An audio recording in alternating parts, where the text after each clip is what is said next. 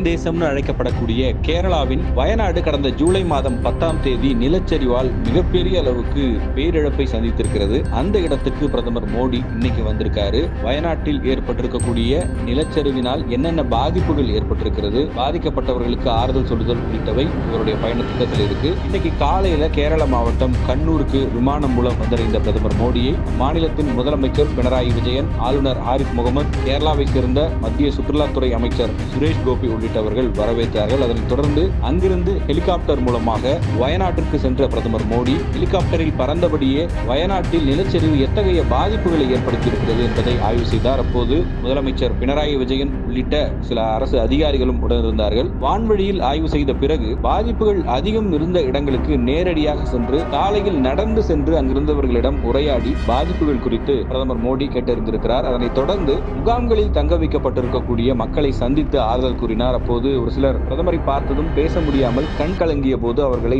ஆறுதல் படுத்தி பிரதமர் அங்கிருந்த சூழல் குறித்தும் கேட்டறிந்தார். அதே நேரத்தில் கேரளாவை பொறுத்தவரையில் வயநாட்டில் ஏற்பட்டிருக்கக்கூடிய நிலச்சரிவு, அதனால் ஏற்பட்டிருக்கக்கூடிய பாதிப்புகள் மிகப்பெரிய அளவுக்கு இருப்பதனால தேசிய பேரிடராக அறிவிக்கணும் அப்படிங்கிற கோரிக்கையும் முன் வச்சிருக்காங்க. சுமார் 2000 கோடி ரூபாய் அளவுக்கு அங்க பாதிப்புகள் ஏற்பட்டிருக்கிறது. எனவே உடனடியாக மத்திய அரசு 2000 கோடி ரூபாய் நிதி வழங்க வேண்டும், பேரிடர் நிதி வழங்கணும் அப்படிங்கிறதையும் கேட்டிருக்காங்க. பிரதமர் தரப்பிலிருந்து அது குறித்த அறிவிப்பு எதுவும் தற்போது வரை வெளியாகவில்லை. ஜூலை மாதம் 30ஆம் தேதி நடந்த இந்த நிலச்சரிவு நடந்து ஏறத்தாழ 10 நாட்கள் கடந்திருக்கிறது. இன்னும் கூட நிறைய பேருடைய உடல்கள் அங்கு கிடைக்குதுன்னு சொல்றாங்க. சமீபத்தில் கிடைத்த தகவல் படி 220க்கும் மேற்பட்டவர்கள் இந்த நிலச்சரிவில் உயிரிழந்திருக்கலாம் என்று சொல்லப்படுகிறது. இன்னும் சிலர் காணாம போயிருக்காங்க, சிலருடைய பாகங்கள் கண்டெடுக்கப்பட்டிருக்கிறது. இப்படி வயநாட்டில் ஏற்பட்டிருக்கக்கூடிய பாதிப்பு என்பது இந்தியாவையே அதிர வைத்திருக்கிறது. பிரதமர் மோடி வயநாட்டிற்கு நேரடியாக வருவது குறித்து நேற்றைய தினம் காங்கிரஸ் கட்சியின் முன்னாள் தலைவரும் மக்களவை எதிர்க்கட்சி தலைவருமான ராகுல் காந்தி பிரதமர் வயநாட்டுக்கு வருவதை வரவேற்பதாக தெரிவித்து கருத்தையும் தன்னுடைய எக்ஸ் தளத்தில் பதிவு செய்திருந்தார்.